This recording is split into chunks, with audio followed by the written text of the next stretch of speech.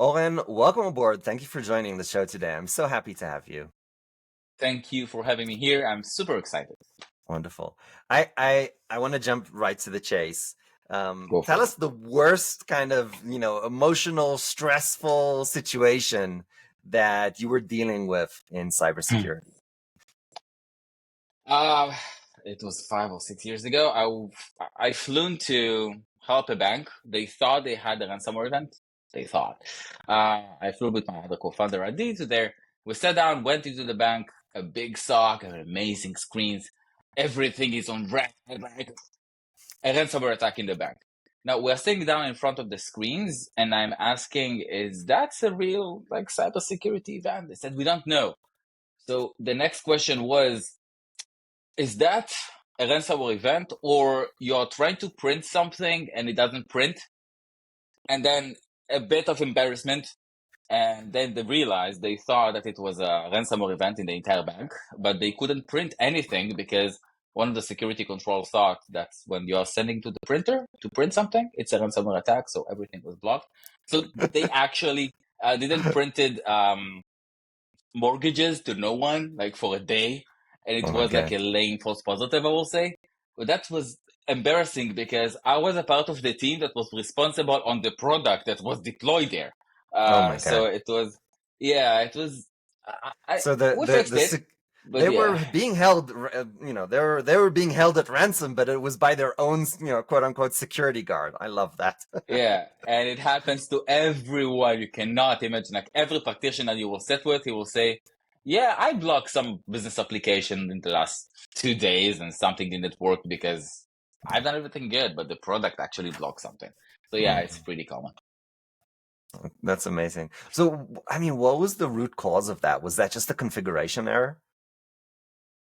Eventually, when the security vendor, any security vendor, when they built the controls themselves, like Mm, an EDR operation system, firewall WAF, like SASE, all of those, everyone are building an amazing like controls or products, and they also validate false positive, and mm, they validate it to be 99% bulletproof because there is no 100% in false positive. So globally, that's amazing. You have 100,000 customers, crazy, 99% true positive. But for the 1% of false positive, that mm, means that the developer sat down at the office of a manufacturer, mm, created an internal application, and this application was built very good for the business unit that needs it. But eventually, when the security controls saw it, they thought it's a bad actor. But it's mm, not, it's just a bad development. So, in some of the cases that I've seen, it's not the mistake of the vendor. And it's not the mistake mm. of the developer. He actually developed what's needed, but maybe with some mistakes. So, I cannot blame anyone. I I can just say that every practitioner have seen that in the last 48 hours. If he sat in front of his logs, he saw, nah, that's not real. So that's a false positive. It's funny. My wife's a physician, so she says when you're the 0.1%, for you it's 100%, which is Indeed. exactly how it feels, right? It's I exactly like love that. that. I love that. Yeah. Both health and cybersecurity. Um, so so so Owen, I want to ask you, when like a lot of stuff has happened over the last 2 years when it comes to cybersecurity. One might say more than in the last 10 years in some ways, especially due to the introduction of ChatGPT. What is the most scary thing for you today in cybersecurity? What is the, let's say, number one threat that's on your mind and on the minds of security officers around the world? And maybe those are So two different things. Maybe it's not the same. yeah, I think it's a unique role, first of all. It's the Chief Product Security Officer. It's not the CISO. It might be the CISO, by the way, but it's more of the Chief Product Security Officer, but because he needs to think about the product security. Now, it's not the DevOps. It's not the security teams. They're responsible to find something bad. But with what you said just now, ChatGPT, I am seeing so many challenges, and again, so many responses to it from the industry to resolve the challenge in the usage of the GenAI. When I've built before some dashboards and some SIM tools in the past. One of the questions I've got is, can you tell me if a user exfiltrated data into my GenAI that is used internally, or he sent it to his own? It's like uploading to a Dropbox, a personal Dropbox. Everyone knows this use case. Everyone wants to block the personal Dropbox, but the company Dropbox you want to upload there. Can you do that with the GenAI tools, detect the action itself? But from a security standpoint, can you validate that the tools that you deployed are not using GenAI and exfiltrated data? It's like we are regular to purchase products, deploy them, Right. and they should do an amazing network management like SolarWinds. But then someone deploy a malicious code, and then all of the users are getting the malicious code, and then everything is exfiltrated, as said or stated in the news. But it's the same. You will deploy a product that is utilizing a GenAI. Can you validate no data is sent outside of your boundaries?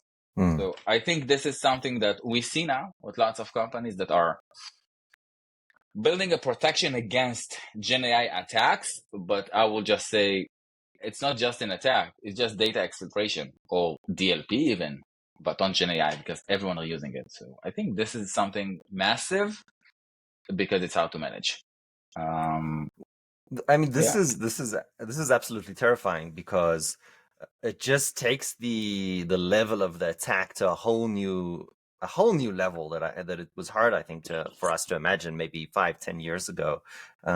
We, with the election in the United States, we've had a little bit of these teasers. I don't know that it's actually happened that much, but what we've been, made to be afraid of is, a completely generated, fake speak by a politician. It doesn't even exist. And in the same way, right, we get an email that is generated by GenAI. Wow, I have a story on that. Ari. You must hear that. I have a story on that. I've sat down. Yeah. First, tell us the story, and then I'll finish my question. Okay, cool. I've sat down in RSA in a presentation there. I will not say with whom. And the speaker was someone from the US government. That was a few years ago, so I feel comfortable to say or to tell the story. And he was asked, have you seen a usage of deepfake in a government level? A government against government. And the story he told on the stage was the following. One of the ministers in the US called his equivalent in the Ukraine. He started to speak with him. After 10 minutes of discussing internal affairs, of course, between the two nations, he asked a question that the other side responded, like the Ukraine side responded, but wanted to know a bit more about something. Now, the US representative, he asked a personal question. Then he realized something is wrong. He asked a personal question, and from his testimony, the other side started to scramble. It was like, what? What does it mean? So he was like very, very, he didn't understand what I've asked, and then he disconnected.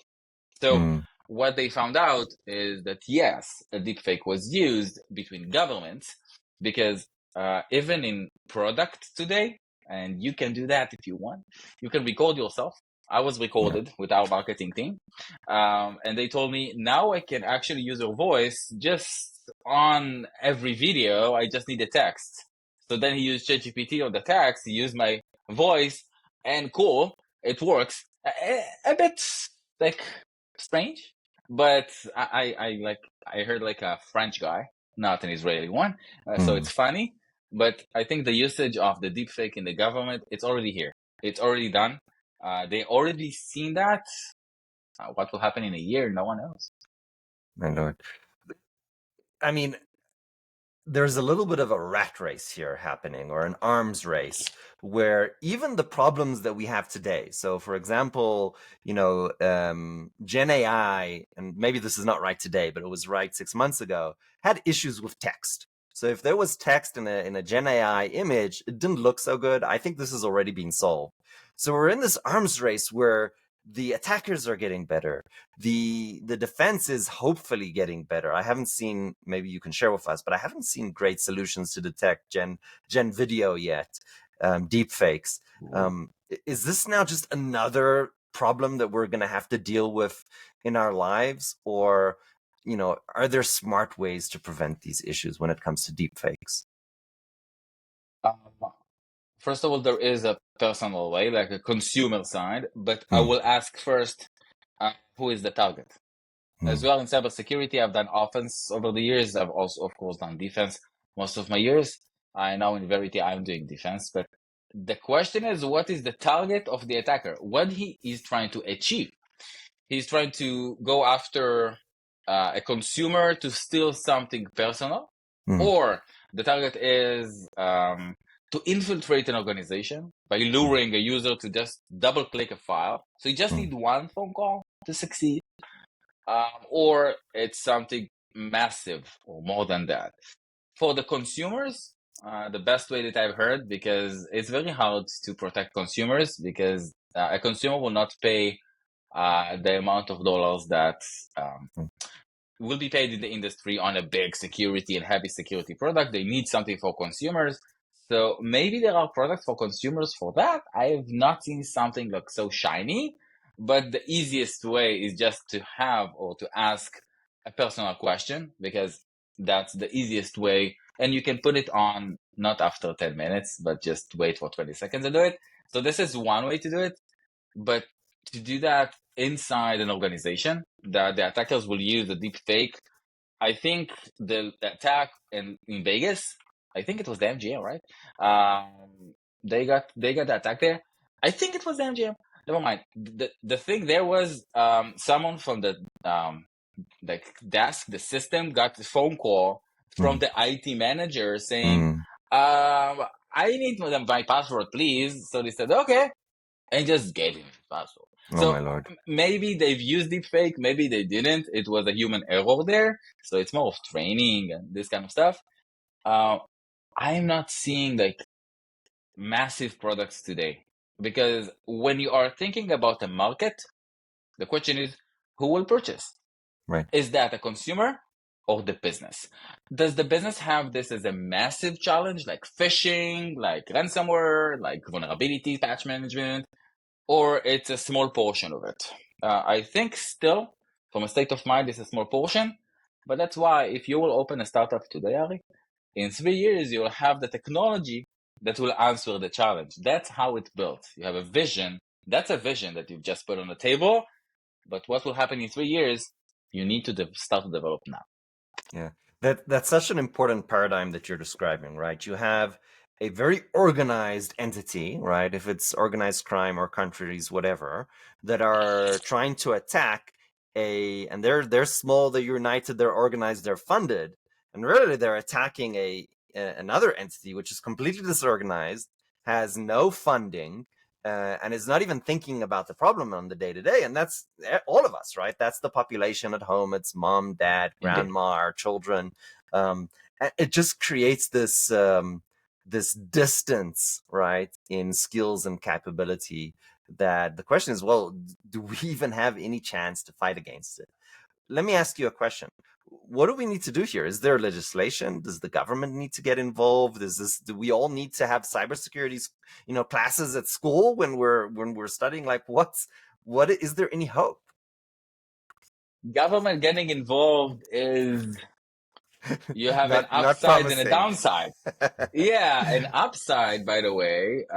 And in the US, there is a definition from the government, like an MSSP, I will say, that a governmental MSSP that collects data from the different sections in the government. I'm not a part of this project, I just heard about that. And then they analyze it for those hospitals, manufacturing, they assist them.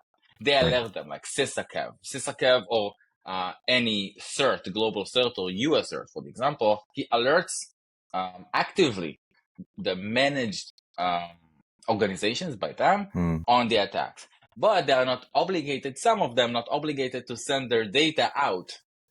That's the thing. But the government gives us the service of alerting us without getting the data from us. Now, as a consumer, Uh, no one cares. Because we are actually consumers. So what? So I get a ransomware on my laptop at home with my son. So what? Mm, Nothing bad happened. I will format it. It's not a managed organization or a government managed organization like an oil pump organization. That the uptime of the organization is important. Maybe some secret sauce inside that no one wants to share with the Chinese or the Russians or someone else. So the government will be there. I will say that I've seen in few certs that we are working with, like governments that we've seen, that they are looking to improve the security of managed organizations and not just spread at consumers. But in some cases, the consumers themselves are creating the groups to protect themselves. You can go to mm, Telegram, I can send you some groups there. It's like you get alerts from all of the types. The question is, what can you do with it? But right. um, consumers are building tools for consumers. Like a tool I've seen like 2 weeks ago, I think. You get an SMS, a smishing, and then you put the entire SMS, like copy paste into a website that just someone built for free, and then you Mm, get if it's a phishing SMS or not. mm. Simple. So it's simple. You don't need to pay for it. You don't need to install any agent on your phone. But would you go to in any every SMS to do that? Would you remember it? That's training. That's awareness. That's I don't think everyone will have Yeah, training and no, awareness like we're ever. kind of expecting that our utilities, and I'm comparing, text messages and phones now to water and gas and electric. We kind of expect our utility providers to kind of just be secure. So, as a, I'm not going to check every SMS that I get. I'm hoping that, Google, I'm on Google Fi, that's my utility for my phone. I'm hoping that Google is monitoring this shit and is preventing bad actors. I can't imagine, having to check every text that I get manually. That's kind of ludicrous. What would you pay $25 for an anti-malware protection on your phone on the four phones you have at home? So $100 a month for Yeah, that as a consumer. That's at $1,200 a year to yeah, that's protect a from lot. a malicious SMSs. Yeah, you know what? If the average, average salary in the United States, mean salary of $67,000, that's a lot of money, right? I People don't agree. have a lot left after all their expenses to be like, oh, I'm gonna think about cybersecurity. That's not on the table, quite I honestly. agree with you. I It's a agree. difficult conversation, right? Because we intuitively think about government that well, we don't want government getting into everything, right? We don't want to pay more taxes for government to do a bad job. Yeah. And yet another thing, but on the other hand, we have these things, right? That if government won't do it, nobody's going to do it because there just isn't a structure of incentive for anybody to care, right? So sure, if you're a corporation, like you said, then that corporation cares, and the government cares if that corporation is going to stop, the ports or the oil or something like that. But if you're just a person, probably the only person who cares is maybe your insurance company. So maybe they're working on your behalf, and it's a situation where we really want to figure out who's taking care of the things that nobody cares about, and that's really where we want government to be active. Do you think that there needs to be, like, there's an FDA, right, that takes care of food and drugs? Do you think we need a security, organization similar to the FDA? I think they will have a hard time to get budget Mm, because if they will show that they've blocked 20 ransomware events in 20 different hospitals, okay, you've paid for it, and that's fine. The tax money pay for it. right, But if they will show that they were able to alert or to block um, an attack on 20,000 laptops in, right, I don't know, in DC that are not related to the government at right. all. What's the ROI? What's the value? Yeah, it's okay, format them and move on with your life. Just back up, do an MFA. I I think that their focus will be for not forever, but for the next 3 years on critical infrastructure. And you said that.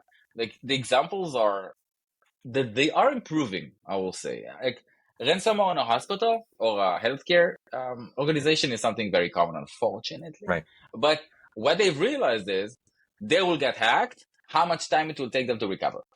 So recovery planning like they will get in. Eventually, someone will make a mistake. You'll get a phone call. You'll open a malicious file. Like something bad will happen. But what I've seen in 4 occasions in a year in ransomware events in different hospitals, the first one it took them like 3 weeks to recover. But it's the same government. Government done their training, their research. They've called all the other ones and said, you have open check. You can buy any backup service or application you need and store them. They had like a month after another one that's 2 weeks, the month after or the 2 months after another one that was a week of recovery. And the fourth one, it took them like a day and a half Oh because wow. they were trained with the recovery. Because you can block 99% with the tools that you have. You can do that. That's what Verity does. But you can actually take the controls and block everything you can, all the exposures, vulnerabilities. Someone will get in. So he will succeed. So disconnect everything, through to the garbage, and if you take the 24 hours and just come back. There is a hospital in France, it took them like 3 months Oh wow. because they didn't had nothing. So all the patients needed to move. So I think the government are doing like good. They have their budget more for the managed organization. That's such an interesting paradigm. I mean, we think about security of, oh, we just need to protect ourselves. But what you're introducing is this vertical of, well, actually, it's not only about protection, it's also about recovery, right? If I need to be 99.99999% secure, but my recovery takes, 3 months, maybe it's better to be 98% secure, but have a recovery Oh, of 2 hours. That is such an interesting paradigm. I don't think that's a discussion that I've had, so far. So I think that's such a wonderful insight. I really, really appreciate it. Is this something on the top of mind for organizations around the world? Are they practicing their recovery processes, or is this just not something people are thinking about? they are saying that they are practicing it. They are signing the compliance tools that they've done that.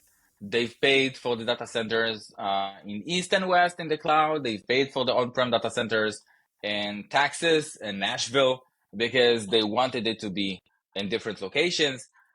Did they tested it? I don't know because that means you need a downtime. So Right. let's think about it. You have a bank, and now we have a training in a month. We need to move to the backup. Now it's a must. They must do that. Would they do it fully? That can be a disaster by itself because they have not worked on the offline tools. They worked on the online. They want to move to the offline. Now, a question: does the CISO will approve, the CIO will approve to them to move before they check if it's updated? In the day you get called, you don't know if the backup processes are updated, what are the versions that you just go and you open the door. Okay, let's take it, let's move. That's what you do on day one. So would they give their teams to, okay, you have from now, start, move to backup. They will take down the entire bank. So they prepare for it and they validate it up front and they upgrade and update the backup services and they must do that. So it's a good training, but they are not training themselves for the real life, I think, Right. because in the real life, it will not work. You will move to backup and then, I don't know, someone just cut the cable. That's life. So are you trained for that? I don't think so. I know that everyone is doing it. You must. You will not have compliance if you have not done that. Yeah. But That's how such an deep? interesting yeah. That's such an interesting comment because what you're saying really is there is a difference between a simulation and a test and real life. And the thought of just going and you know saying, well, we're actually going to move on to the backup side and delete all our active data is horrifying. It's terrifying. It's downtime. It's Indeed. potential loss of data. But if it's already happened, then you're like, well, now you're the hero. You're trying to save the day. But if you're advocating, oh, we should have a 100% accurate test, what you're actually saying, oh, I'm going to open myself to actual risk where it was not necessary. So making that Indeed. decision is almost impossible. So really what you're trying to do is, oh, let's try and simulate this to the nth degree, which is incredibly, incredibly Yeah. difficult. And remember, if there is a CISO, a CIO, not head of infrastructure security head of, he will be there for 12 years, 15 years, maybe 7 if he's also in the DevOps and cloud. They will do it for years. Right. CISO and CIO are changing roles. CISO is moving. So he came to a company, he's done the training to the team, he explained what is the definition, what needed to be done. He's done the two security control assessment that he needs to do on a yearly basis, and then he moved on. Mm. So now it's someone else's problem. So it's not someone else's problem.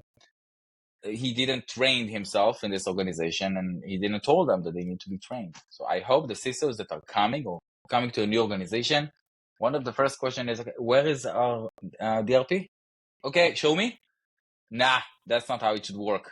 I need some budget because I need to be prepared. I Yeah. hope that when a CISO is getting in, that's the question. Yeah, and I know exactly how that conversation goes with the the CEO or whoever holds the budgets. Like, well, we've all been down that path, Yeah, we need to unfortunately. reduce like 50% this year, so you can dream, but you need to reduce 15%. Yeah, this is true. It's never on anybody's mind until you're the day after an attack. Then everybody's thinking about it. But if things have been good for 5 years, why would I increase the budget for my, disaster recovery or for, whatever? It's like we're okay, aren't we? Um, until we're day one after a hack, then everything changes, of course. Yeah, there are a few ways to look at it. Like, there is a missing point here because there are compensating controls for everything. Right. For a user theft, enable MFA. For a running of an exploit on a server that is exposed outside, enable an intrusion prevention system signature in your IPS of your Palo or Forti or Checkpoint or whatever. If you are targeted by malicious files, just use your sandbox and you will reduce the risk dramatically. Um, this is one. Second is a different question. I think the world has been changed in the last 15 years Right. in the following question. From your standpoint, as a practitioner or as a manager of security in organization, when you are coming to the security organization, do you think the attacker is already inside? What do you try to block? Him infiltrating or exfiltrating? Because 10 years ago, I heard like, yeah, exfiltration, they're already here. I Right. just need to block them on the way out.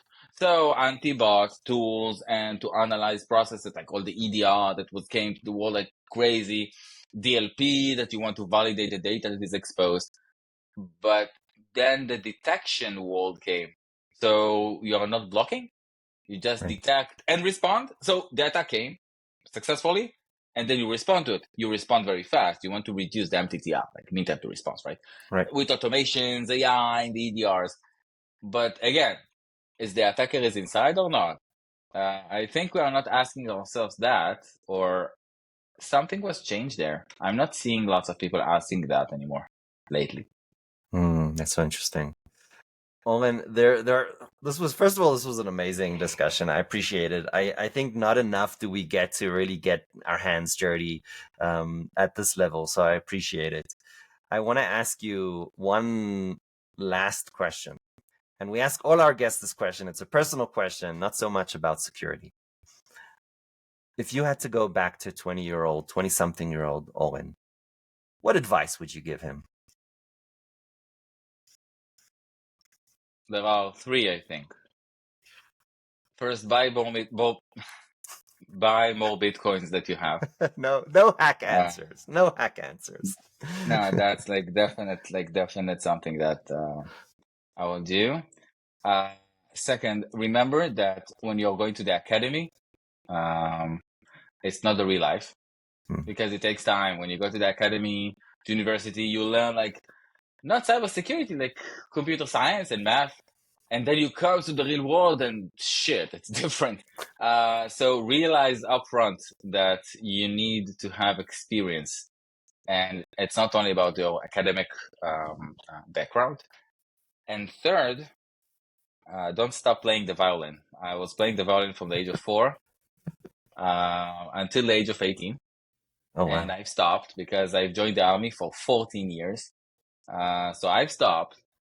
So I will tell myself, don't stop because it's for you and for your kids. Because when I'm playing today to my daughter, she is looking at me like that.